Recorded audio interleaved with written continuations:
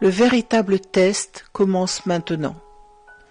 Très bientôt, nous atteindrons un point où il sera presque impossible de distinguer le vrai du faux sur Internet. Non seulement les photos et les vidéos, mais aussi des histoires entières, des voix, des preuves, voire des personnes. Tout ce qui apparaît sur un écran peut être fabriqué de manière convaincante. Et plus j'y pense, plus il me semble évident pourquoi tout a dû basculer avant que nous en arrivions là. Pourquoi tant de personnes ont été brutalement réveillées ces dernières années, pourquoi la confiance s'est effondrée et le charme a été rompu. Car si ce niveau d'IA était apparu alors que nous étions encore complètement endormis, que nous déléguions encore notre réflexion, que nous croyions encore que si quelque chose paraissait officiel ou était suffisamment répété, c'était forcément vrai, nous aurions été complètement piégés.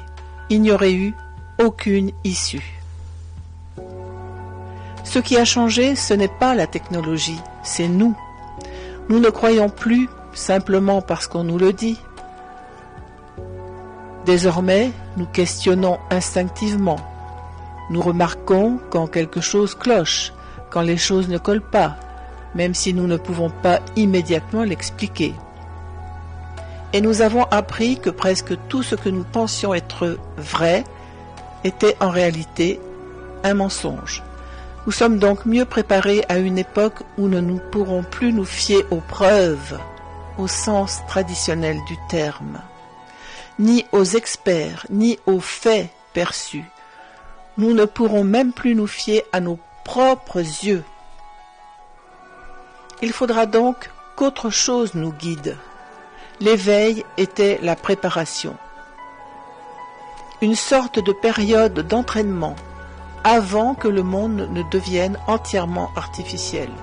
Un temps pour raviver notre boussole intérieure, notre discernement, notre intuition et notre savoir inné, avant que les choses ne deviennent si floues que nous n'aurions jamais pu échapper à l'illusion. La véritable fracture n'est ni politique, ni idéologique. Elle est intérieure. Certains s'accrocheront plus que jamais à l'illusion.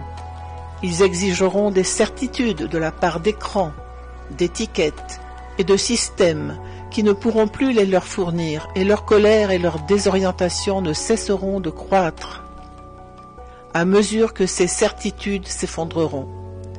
De notre côté, nous avons cessé depuis longtemps de chercher, à l'extérieur, la permission de savoir ce qui est réel.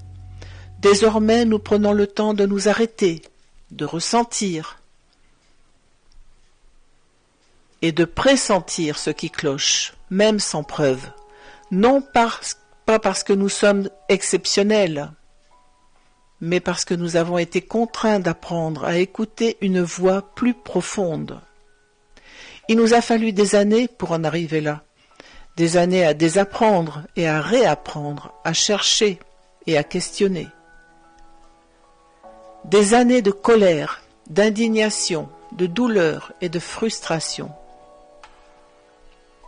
Des années de rejet, de perte d'amis, d'étiquettes de fous, de malaise et de perte de confiance en presque tout, sauf en nous-mêmes.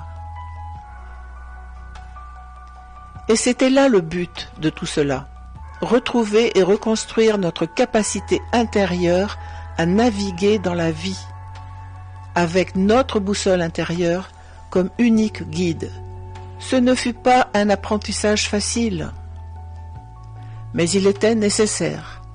Et maintenant, plus que jamais, notre formation va être mise à l'épreuve.